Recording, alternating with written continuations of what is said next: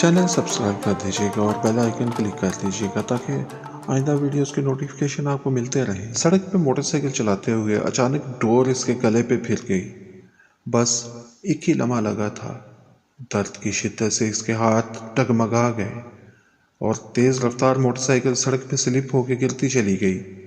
وہ بھی نیچے گرا، گرتے ہی اٹھا۔ اس کی سفید قمیض پہ سرخ سرخ خون کے دھبے پڑ چکے تھے۔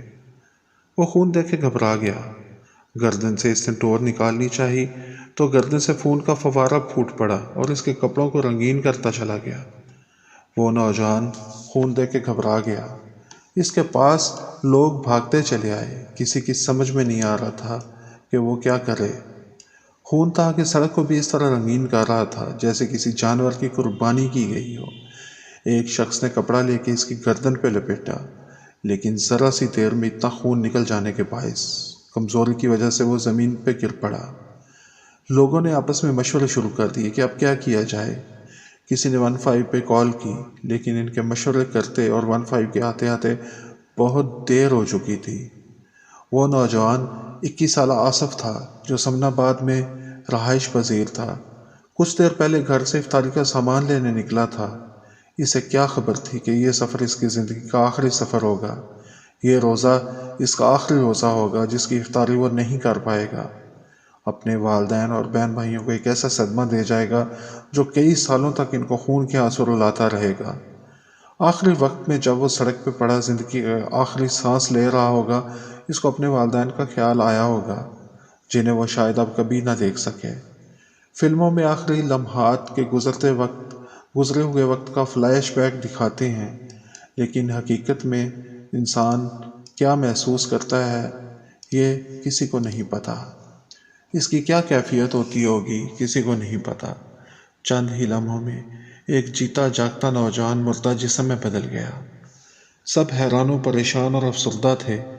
یہ ایک ایسا ہولناک واقعہ تھا جس نے سب کو لرزا دیا۔ سب کے دل دہل اٹھے۔ اس کی ویڈیو فوراً ہی وائرل ہو گئی۔ یہ ایک ایسی ویڈیو تھی جو ایک بار دیکھتا دوبارہ دیکھنے کی ہمت نہ کر پاتا۔ پتنگ بازی کے شوق نے ایک اور گھرانے کی خوشیوں کا چراغ گل کر دیا تھا، ایک اور ماں کی گود سونی کر دی تھی۔ یہ پہلا واقعہ نہیں تھا۔ اس سے قبل بھی ہر سال نہ جانے کتنے نوجوان اور بچے اس خونی شوق کی نظر ہو چکے تھے، اور لوگ یہ واقعات سن کے بھی ان کو بہت لائٹلی لیتے تھے کہ کیا ہوا، ایسا تو ہوتا ہی ہے۔ کبھی کسی کا بچہ پتنگ لوٹتے ہوئے سڑک پہ بھاگتے ہوئے کسی ٹرک سے ٹکرا جاتا یا کسی گٹر میں گر جاتا اور مر جاتا۔ کبھی کوئی چھت پہ پتنگ اڑاتے اڑاتے گر کے جان کی بازی ہار جاتا۔ کبھی کسی کی پتنگ کسی بجلی کے کھمبے سے الجھ جاتی یا بجلی کے تاروں سے ٹکرا جاتی اور دھاتی تار سے پتنگ اڑانے کے باعث اس سے کرنٹ لگ جاتا اور وہ مر جاتا۔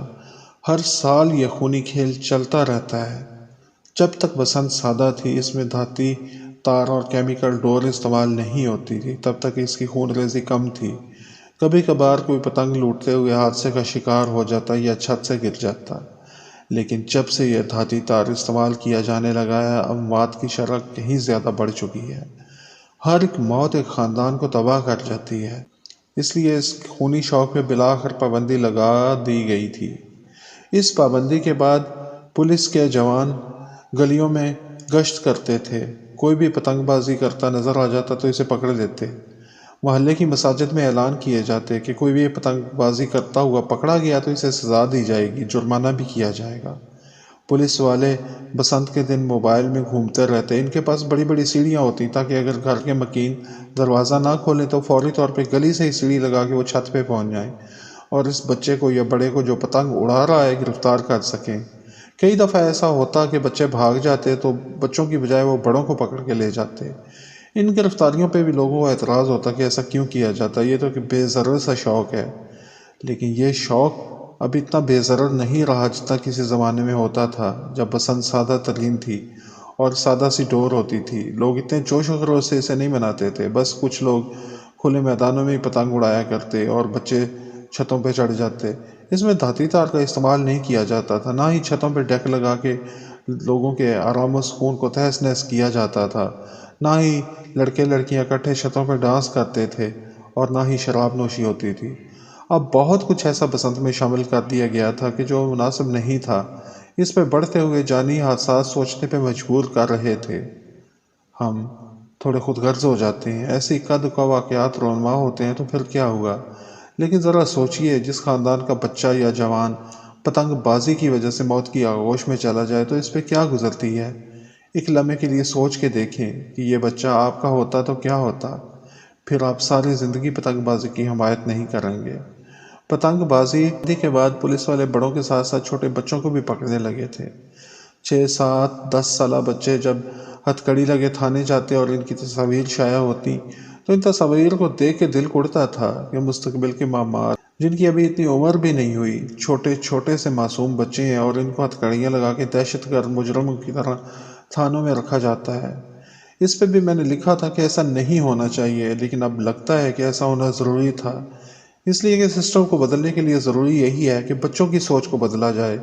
بڑے نہیں بدل سکتے، وہ جیسے ہیں ویسے ہی رہیں گے، لیکن آنے والی نئی نسل بدل جائے تو سارا نظام بدل سکتا ہے۔ یہ بسنت ہمیشہ کے لیے ختم ہو سکتی ہے، اور بچوں کو سمجھ آ جائے کہ ان کا شوق ٹھیک نہیں ہے تو وہ پتنگ بازی ختم کر دیں گے۔ مجھے حیرت ہوتی ہے کہ لوگ بات کیوں نہیں سمجھتے۔ پتنگ بازی پہ پابندی ہمارے لیے ہی فائدہ مند ہے اور ہم ضد پہ اڑے ہوئے ہیں۔ کوئی بھی معاملہ ہو تو ہم بچوں کو سمجھا لیتے ہیں، لیکن بسنت کی دفعہ ہی ایسا ہوتا ہے کہ ہمارا موقف ہوتا ہے کہ بچے نہیں سمجھتے، ہماری بات نہیں مانتے اور پتنگیں اڑاتے ہیں۔ اب تو بسنت نہیں تھی، لیکن اس کے باوجود ایک پتنگ ایک جوان کی جان لے گئی اور آصف اپنی جان سے چلا گیا۔ 21 سالہ اس خوبصورت نوجوان کی عید کے بعد شادی تھی، اس لیے ایک گھر نہیں بلکہ 2 گھرانے تباہ ہو گئے۔ سب کے دیکھے گئے سپنے خاک میں مل گئے۔ خوشی خوشی شادی کی تیاریاں ہو رہی تھیں، لیکن اب وہ شادی کبھی نہیں ہوگی۔ رمضان سوگوار رمضان میں ڈھل گیا۔ یہ ایسا واقعہ تھا جس نے سب کو سوگوار کر دیا۔ ہر کوئی اس کا ویڈیو شیئر کرنے لگا۔ لوگ غم و غصے میں آ گئے، کچھ بچوں کو قصوروار ٹھہرانے لگے۔ کسی نے نشاندہی کی کہ دوسری طرف سے ڈور ایک بچے نے پکڑی ہوئی تھی جو پتنگ لوٹ رہا تھا۔ اگر اس نے ڈور نہ پکڑی ہوتی تو اس نوجوان کا گلا نہ کٹتا، ہونے کو بہت کچھ ہو سکتا تھا۔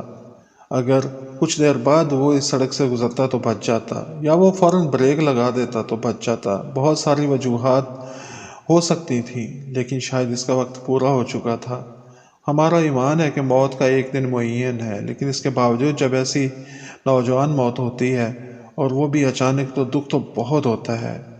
لوگوں نے غم و غصے میں آ کے پتنگ جلا دیے، سڑکوں پہ رکھ کے انہیں آگ لگا دی، ان کی ویڈیو بنا کے اپلوڈ کی، لیکن اب کیا حاصل؟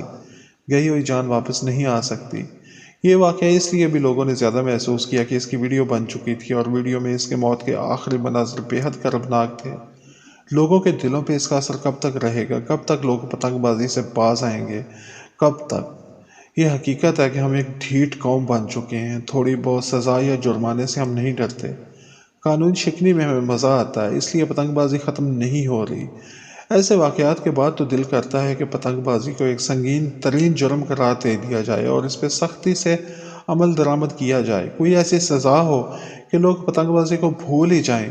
اگر یہ سزا رکھ دی جائے کہ جو پتنگ بازی کرتا ہوا پکڑا گیا تو اس کا ایک ہاتھ کاٹ دیا جائے گا، تو لوگ شاید باز آ جائیں، کیونکہ سعودیہ میں چوری کی سزا یہی ہے، تو چوری کی وارداتیں بالکل نہیں ہوتی۔ اس قانون پہ سختی سے عمل کروایا جانا چاہیے۔ 1-2 ایسی سزائیں ہوگی تو یہ سلسلہ ختم ہو جائے گا۔ کسی ماں کی قوت نہیں اجڑے گی پتنگ بازی کی وجہ سے۔ پتنگ بازی کی وجہ سے موٹر سائیکلوں پہ ایک ایسا تار لگاتے ہیں کہ جو موٹر سائیکل کی ہیڈ لائٹ سے لے کے پچھلی سیٹ تک چلا جاتا ہے، اور موٹر سائیکل چلاتے ہوئے اس کا فائدہ یہ ہوتا ہے کہ کوئی بھی ڈور اگر سامنے آئے تو وہ گلے پہ نہیں لگ سکتی، وہ اس تار پہ لگے گی اور لگ کے اوپر سے ہوتے ہوئے پیچھے کی طرف چلی جائے گی۔ کچھ لوگوں نے ڈور سے بچنے کے لیے یہ حفاظتی طریقہ اپنایا ہوا ہے۔ آپ کو بھی چاہیے کہ اپنی موٹر سائیکلوں پہ یہ تار لگوا لیں تاکہ کسی بھی ناگہانی صورتحال سے بچ سکیں۔ آپ کی ذمہ داری بنتی ہے کہ اگر آپ کے بچے پتنگ اڑاتے ہیں تو انہیں روکیں۔ اپنے بچے ہی نہیں بلکہ جہاں کہیں بھی کسی کو پتنگ اڑاتے دیکھیں تو اس کو سمجھائیں کہ تمہارا یہ شوق کسی کی جان لے سکتا ہے، تمہیں بھی نقصان پہنچا سکتا ہے۔ اس کی حوصلہ شکنی کریں تاکہ بار بار ایسا کہے جانے پہ وہ خود بھی سوچے اور شوق سے باز آ جائے۔ اللہ ہم سب کو ہدایت دے اور سیدھے راستے پہ چلنے کی توفیق عطا فرمائے، اور آصف کے والدین کو صبر جمیل عطا فرمائے، اور مرحوم کو جنت میں اعلیٰ مقام دے، آمین۔ ایک بار فاتحہ شریف پڑھ کے آصف اور باقی سب مسلمان جو اس دنیا سے جا چکے ہیں ان کی مغفرت کے لیے دعا کرتے ہیں۔ شکریہ۔